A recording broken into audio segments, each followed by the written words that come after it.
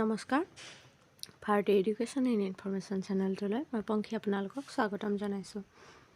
আজি আমি এই ভিডিঅ'টিত চাম ক্লাছ 12ৰ হিন্দী ছাবজেক্টৰ এখন কুৱেশ্যন। তেন্তে আহক অনতিপলমে আমি এই কুৱেশ্যনখন আলোচনা কৰোঁ।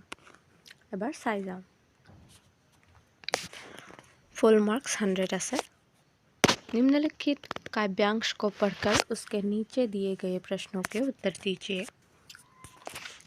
मेघ आए बड़े बंधन के सवड़ के, आगे आगे नाचती गाती बयार चली, दरवाजे खिड़कियाँ खुलने लगी गली गली, पाहुन जो आए वो गाँव में शहर के, मेघ आए बड़े ठंड बन के सवड़ के, पैर झुक झाँकने लगे गर्दन उचकाए, आंधी चली धूल भागी घाघरा उठाए, बूढ़े पीपल में आगे बढ़कर जुहार की, बरस बाद सूधी लिन्ही, बोली अकुलाई लता ओढ़े किवार की। प्रश्न, पाहुन का अर्थ क्या है और यहाँ किसे कहा गया है? मेघ किस रूप में और कहाँ आए हैं? मेघों के आने पर गांव में क्या परिवर्तन आए हैं? बूढ़े पीपल ने क्या किया? लता ने क्या शिकायत किया है? निम्नलिखित गद्यांश को पढ़कर उसके नीचे दिए गए प्रश्नों के उत्तर दीजिए। राष्ट्रीय एकता के लिए हम धर्म को ही नहीं बल्कि इसकी संकीर्ण भावना को पूरा और त्याज्य समझते हैं। हमारी परिभाषा में कर्तव्य की भावना ही धर्म है। गांधी जी राष्ट्रीयता में धार्मिक पक्ष को अत्यधिक महत्व देते हैं। उन्होंने राजनीति के साथ धर्म को मिला दिया था। उन्होंने कहा है, मैं अपने राजनीतिक और अन्य सभी कार्यकलापों को धर्म से ही ग्रहण करता हूँ। मैं धार्मिक जीवन तब तक व्यतीत नहीं कर सकता जब तक कि समाज में अपने लिए एक विशेष स्थान नहीं बना लेता हूँ और समाज में अपना एक उच्च स्थान उस स्थिति में बना सकता हूँ जबकि मैं राजनीति में सक्रिय भाग लूँ। गांधी जी के समान योगी अरविंद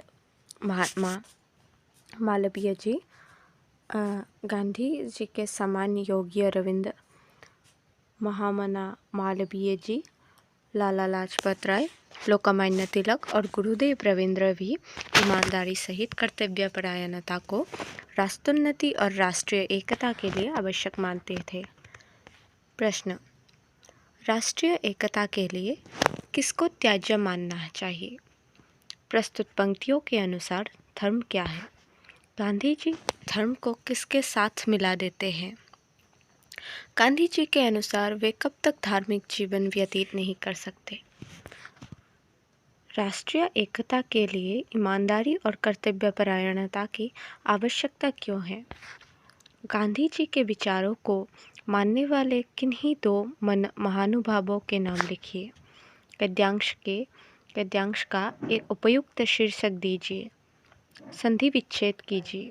राष्ट्रोन्नति अत्यधिक। निम्नलिखित में से किसी एक पर निबंध लिखिए। बेरोजगारी, प्रस्तावना, कारण, हानियाँ, समाधान के उपाय और उपसंहार। भ्रष्टाचार, परिभाषा, कारण, प्रकार, निवारण के उपाय और उपसंहार। समय का सदुपयोग, भूमिका, समय का महत्व, समय का सदुपयोग के लाभ, उपसंहार। खेल का महत्व, प्रस्तावना, प्रदूषण के प्रकार और कारण, हानि, प्रदूषण नियंत्रण और उपसंहार। ये এইখন কিজানি প্ৰদূষণৰ ওপৰত হ'ব। খেল কা महत्व ইয়াত আহি নপৰে কাৰণ ইয়াতে প্ৰদূষণৰ কথা হৈ আছে। नेक्स्ट হৈছে बिजली की कटौती के कारण पढ़ाई में आने वाली कठिनाइयों की चर्चा करते हुए इसमें सुधार के लिए अपने इलोक के विद्युत अभियंता को पत्र लिखिए अथवा अपने शहर की गंदगी तथा लोगों की लापरवाही का उल्लेख करते हुए किसी स्थानीय पत्र के संपादक के नाम पत्र लिखिए। नेक्स्ट, निम्नलिखित प्रश्नों के उत्तर दीजिए। रिपोर्ट की परिभाषा दीजिए। समाचार पत्र की भाषा कैसी होनी चाहिए? टेलीविज़न किस प्रकार का जनसंचार माध्यम है? प्रिंट माध्यम की किसी एक विशेषता बताइए। आलेख और रिपोर्ट में निहित एक अंतर बताइए। बिजली की कटौती पर एक फीचर लिखिए। अथवा युवाओं में बढ़ती नशों की प्रवृत्ति पर एक आलेख लिखिए। नेक्स्ट है, निम्नलिखित काव्यांश को पढ़कर उसके नीचे दिए गए प्रश्नों के उत्तर दीजिए। कसी भी किसान कुल, बनिक, भिखारी, भाट, चाकर, चपलनट, चोर, चार, चेटकी, पेतको, पढ़त, गुण गढ़त, चढ़त गिरी, अटट गहन गन अहन अखेतकी, ऊंचे नीचे करम, धर्म अधर्म करी, पेट ही को पचत, बेचत बेटा बेटकी, तुलसी बुझाई एक राम घनश्याम ही ते, आगी बड़बागी ते, बड़ी है आगी पेट को। प्रस्तुत काव्यांश के कवि तथा कविता का नाम बताएं। कवि के अनुसार कौन कौन लोग पेट की भूख शांत करने में लगे हैं? भूख की व्याकुलता से उत्पन्न विवशता की सबसे मार्मिक स्थिति कौन सी है? कवि के आराध्य राम की क्या विशेषता है? अथवा दिवाली की शाम घर पूते और सजे, चीनी के खिलौने जगमगाते लावे, वे रूपवती मुखड़े पई एक नर्म दमक, बच्चे के खड़ौदे में जलाती है दिए, आंगन में थुनक रहा है जिदियाया है, वालक तो हुई चांद पे ललचाया है, दर्पण उसे देके कह रही है माँ, देख आईने में चांद उतर आया है। दिवाली की शाम। प्रश्न, दिवाली की शाम कैसी होती है? माँ बच्चे को कैसे बहलाती है? बच्चे को खुश रखने के लिए माँ क्या क्या करती है? बालक चांद को खिलौना क्यों समझता है? नेक्स्ट, निम्नलिखित में से किसी एक काव्यांश को पढ़कर उसके नीचे दिए गए प्रश्नों के उत्तर दीजिए। मुझसे मिलने को कौन विकल, मैं हूँ किसके हित चंचल, यह प्रश्न शिथिलकर्ता पद को भरता उड़ विह्वलता है। यह प्रश्न पद को क्यों शिथिल करता है? यह कवि के मन में निराश क्यों भर गई है? इन पंक्तियों के कवि कौन हैं? नेक्स्ट, कल्पना के रसायनों को पी बीच कल क्या निशेष, शब्द के अंकुर फूटे, पल्लव पुष्पों से नमित हुआ विशेष। प्रश्न, साहित्य में कल्पना के रसायन क्यों आवश्यक है? शब्दों के अंकुर कैसे फूटते हैं? इन पंक्तियों के कवि कौन हैं? नेक्स्ट क्वेश्चन, निम्नलिखित काव्यांशों में किन्हीं दो को पढ़कर उनके नीचे दिए गए प्रश्नों के उत्तर दीजिए।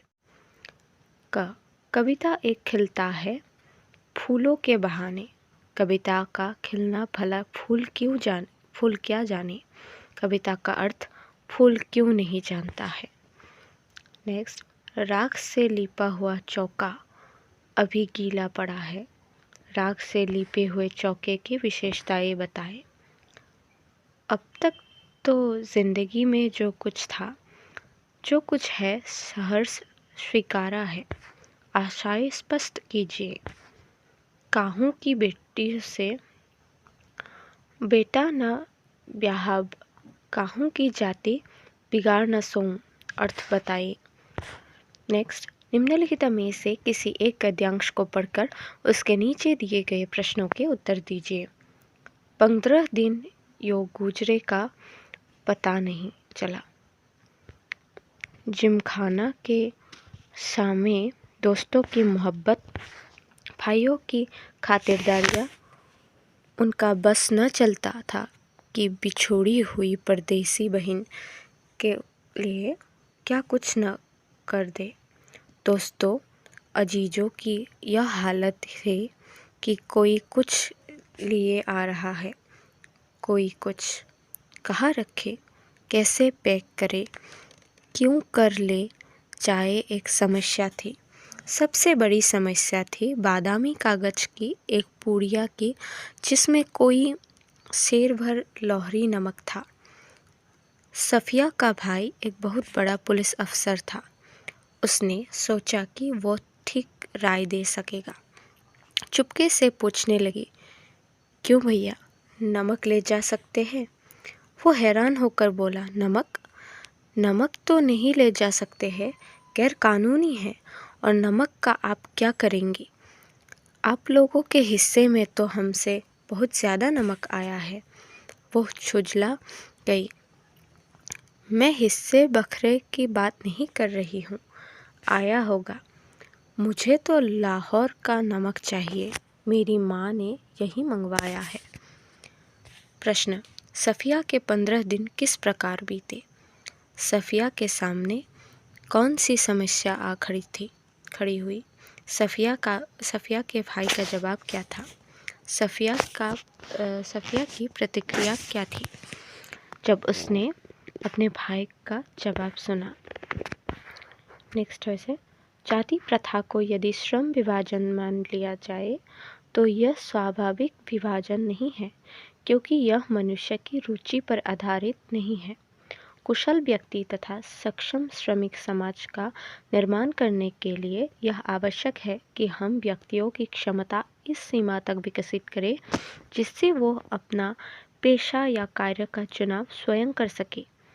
इस सिद्धांत के विपरीत जाति प्रथा का दूषित सिद्धांत यह है कि इससे मनुष्य के प्रशिक्षण अथवा उसकी निजी क्षमता का विचार किए बिना दूसरे ही दृष्टिकोण जैसे माता पिता के सामाजिक स्तर के अनुसार पहले से ही अर्थात गर्भधारण के समय से ही मनुष्य का पेशा निर्धारित कर दिया जाता है। क्वेश्चन, प्रस्तुत गद्यांश के पाठ तथा लेखक का नाम बताइए। जाति प्रथा का दूषित सिद्धांत क्या है? लेखक के अनुसार जाति प्रथा को स्वाभाविक श्रम विभाजन क्यों नहीं माना जा सकता? नेक्स्ट चॉइस है, सक्षम श्रमिक समाज का निर्माण कैसे हो सकता है? निम्नलिखित में से किन्हीं 4 प्रश्नों के उत्तर दीजिए। चार्ली चैपलिन सबसे ज़्यादा स्वयं पर कब हंसता है? लेखक ने शिरीष के साथ कबीर की तुलना क्यों की है? परचेजिंग पावर का क्या अर्थ है? उस पर गर्व का क्या परिणाम होता है? त्याग के बिना दान नहीं होता। पठित पाठ के आधार पर स्पष्ट कीजिए। नमक शीर्षक कहानी की किन्हीं 3 विशेषताओं का उल्लेख कीजिए। पूरक पुस्तक विभाग 2 वेतान भाग 2। निम्नलिखित में से किन्हीं 2 प्रश्नों के उत्तर दीजिए। यशोधर बाबू हमेशा सरकारी क्वार्टर में रहना क्यों पसंद करते थे? 2 कारण लिखिए। यशोधर बाबू की कौन सी बात उनकी पत्नी और बच्चों को अखरती थी? मोहनजोदड़ो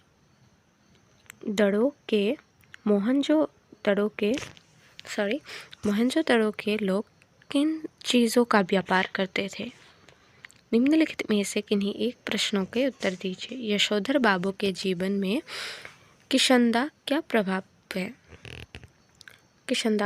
प्रभाव है? नेक्स्ट, यशोधर बाबू ने अपना मकान बनाने का प्रयास क्यों नहीं किया?